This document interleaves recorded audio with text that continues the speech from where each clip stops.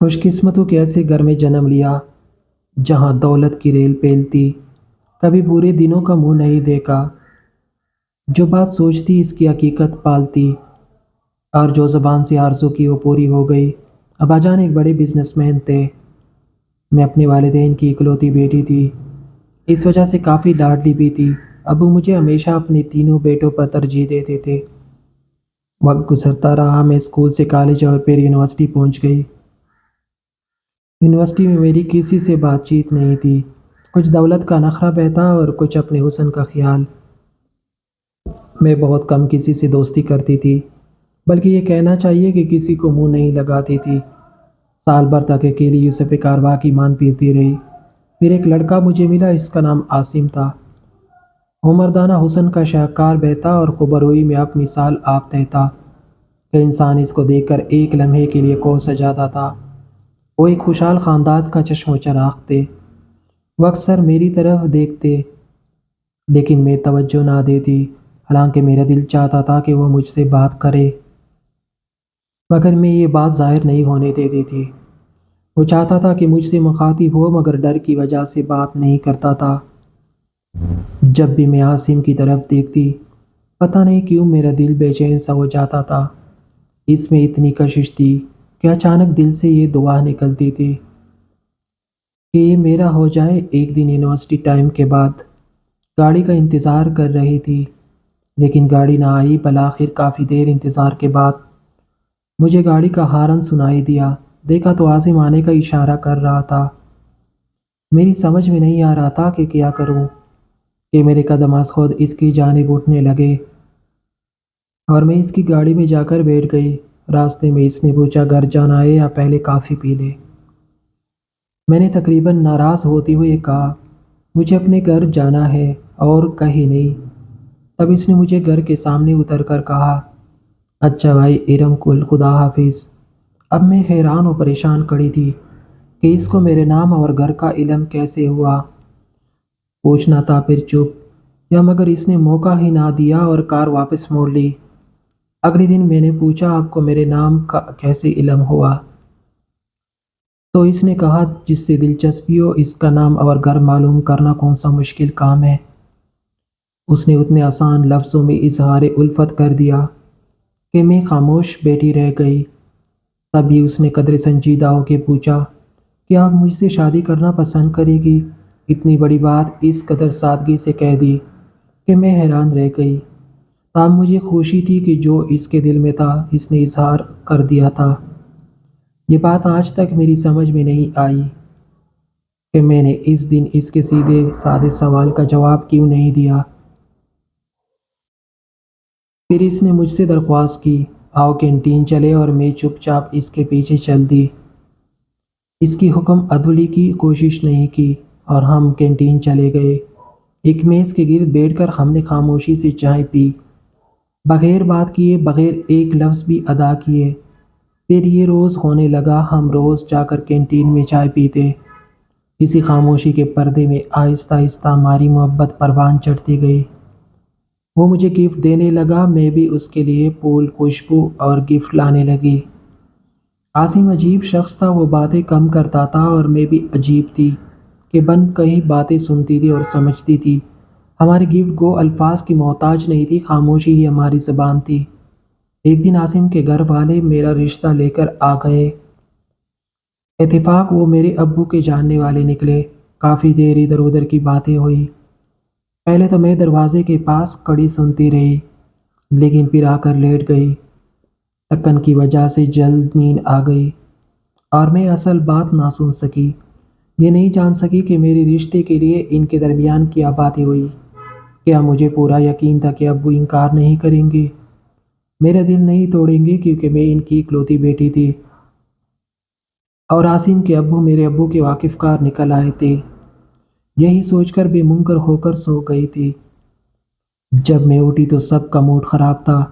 امی بازار گئی ہوئی تھی اور دادی جو ہمارے ساتھ رہتی تھی اونگ رہی تھی۔ میں نے دادی کو بلا کر پوچھا، دادی ابو نے کیا؟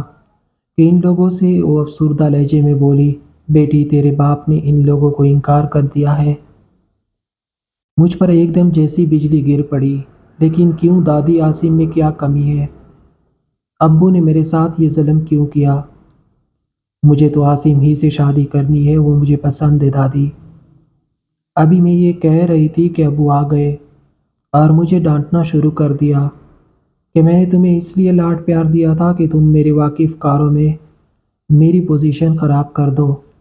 تم نے میرا سر جھکا دیا ہے، کیا سوچتے ہو کہ وہ اس کی بیٹی کتنی آزاد خیال ہے، خود اپنے لیے شوہر کو پسند کرتی پھرتی ہے۔ آئندہ سے تمہارا یونیورسٹی جانا بند، میں نے تمہارے ماموزات سے تمہاری بات طے کر دی ہے۔ میں حیران تھی، مجھے یقین نہ آتا تھا کہ یہ سب کچھ ابو کہہ رہے ہیں، وہ جو مجھ سے اس قدر پیار کرتے تھے، وہ جو اتنے روشن خیال تھے، اپنے بچوں پر اعتماد کرتے تھے اور مجھے اپنا چوتھا بیٹا کہنے والے، آج میرا سب سے بڑا حق غصب کر رہے تھے، اپنی مرضی اور اپنی پسند سے شادی کرنے کا حق۔ میں سوچ بھی نہ سکتی تھی کہ میری ہر خواہش پوری کرنے والا باپ اس اہم ترین موڑ پر آ کر ایسا ہو جائے گا۔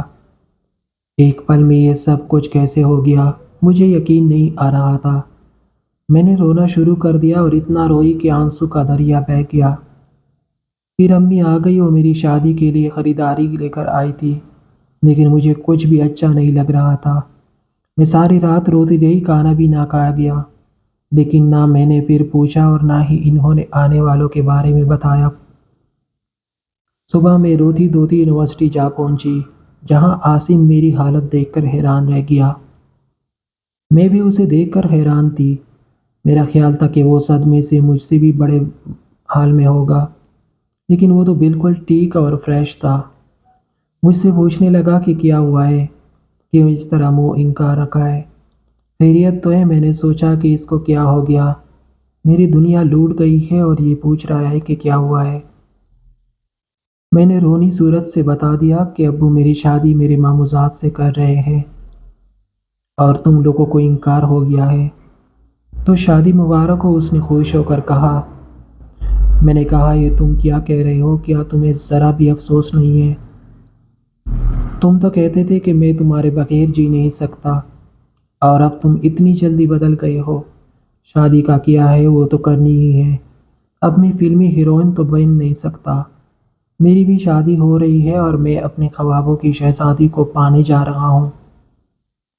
تمہارے خوابوں کی شہزادی کوئی اور ہے؟ میں نے پوچھا۔ تو وہ بولا، جس طرح خواب بے شمار ہوتے ہیں، اس طرح خوابوں کی شہزادیاں بھی بے شمار ہوتی ہے۔ مجھے معلوم تھا، میں تو پہلے ہی کہتی تھی کہ مرد بے وفا ہوتے ہیں، یہ صرف وقت گزارتے ہیں۔ لعنت ہو میری عقل پر کہ میں نے تمہارا اعتبار کیا اور تم سے دکھ بانٹنے آ گئی۔ تم اس قدر بدل جاؤ گے میں سوچ بھی نہیں سکتی تھی، اور ہاں، اب میں اپنے ماموزات سے ہی شادی کروں گی۔ اور وہ بھی خوشی خوشی، وہ مسلسل ہنستا رہا اور میں آنکھوں میں آنسو بھر کے جنجلا کے وہاں سے چلی آئی۔ ابو کی ڈانٹ سے اتنا دکھ نہیں ہوا تھا جتنا عاصم کے رویے سے ہوا۔ میں گھر آ گئی، ابو کو پتہ چلا کہ میں یونیورسٹی گئی تھی، تب انہوں نے اور بھی ڈانٹنا کہ جب منع کیا بت پھر کیوں گئی تھی۔ اب گھر میں میری شادی کی تیاری ہو رہی تھی۔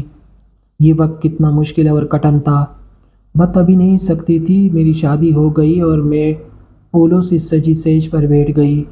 میں گھونگھٹ کاڑے بیٹھی تھی، رات ہو گئی تھی، کھڑکی سے چاند کی ہلکی ہلکی روشنی آ رہی تھی۔ کمرہ بہت خوبصورتی سے سجایا گیا تھا، لیکن مجھے کچھ اچھا نہیں لگ رہا تھا۔ جی چاہتا تھا کہ زہر کھا لوں، لیکن عاصم کو جلانے کے لیے میں نے ایسا کیا تھا، کیونکہ میرے ماموزات کا نام بھی اتفاق سے عاصم ہی تھا۔ سوچا جب اس کو پتہ چلے گا کہ میں عاصم کی ہو گئی ہوں تو وہ جل مرے گا۔ ایک بات بتا دوں کہ ماموں عرصہ دراز سے دبئی میں رہتے تھے، وہ اس وقت وہاں گئے تھے جب ان کی شادی بھی نہیں ہوئی تھی۔ انہوں نے وہی شادی کی تھی، ہم نے ممانی کو بھی نہیں دیکھا تھا۔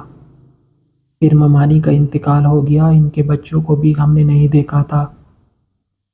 بس ماموں امی ابو سے خط و کتابت اور کبھی کبھی فون پر رابطہ کر لیتے تھے۔ ایک دو بار ابو ان سے ملنے دبئی آ گئے بھی تھے، مگر وہ ہمارے ہوش سنبھلنے کے بعد پاکستان نہیں آئے۔ میں اپنے خیالوں میں گم تھی، جس نے شادی سے پہلے اپنے دلہا کی شکل بھی نہ دیکھی ہو۔ صرف نام سنا ہو اس دلہن کا کیا حال ہوگا۔ انجانے خوف میں ڈوبی ہوئی میں بھی ویسی ہی انجان دلہن تھی۔ دروازہ کھلنے کی آواز آئی تو میں نے نظریں جھکا لی اور سمیٹ کر بیٹھ گئی۔ وہ میرے قریب آ کر بیٹھا اور اب میری توڑی پکڑ کر میرا چہرہ اوپر کر رہا تھا۔ میں سر سے پاؤں تک کانپ گئی، مجھے پسینہ آ گیا۔ اس وقت مجھے عاصم بے حد یاد آ رہا تھا۔ میں نے ڈرتے ڈرتے نظریں اوپر کیے اور حیرت سے ساکت رہ گئی۔ میں نے دیکھا کہ سامنے وہی تھا، میرا والا عاصم، جس کو میں چاہتی تھی، جو مجھ کو یونیورسٹی میں ملتا۔ حیران تھی کہ یہ سب کیسے ہوا۔ اس نے بتایا کہ میں 1 سال پہلے دینی سے آ گیا تھا۔ اب وہ مجھے کہتے تھے کہ پونچی کے گھر جاتا اور ان لوگوں سے ضرور ملے، لیکن میں نے ایسا تردد نہیں کیا کیونکہ مجھے تم مل گئی تھی۔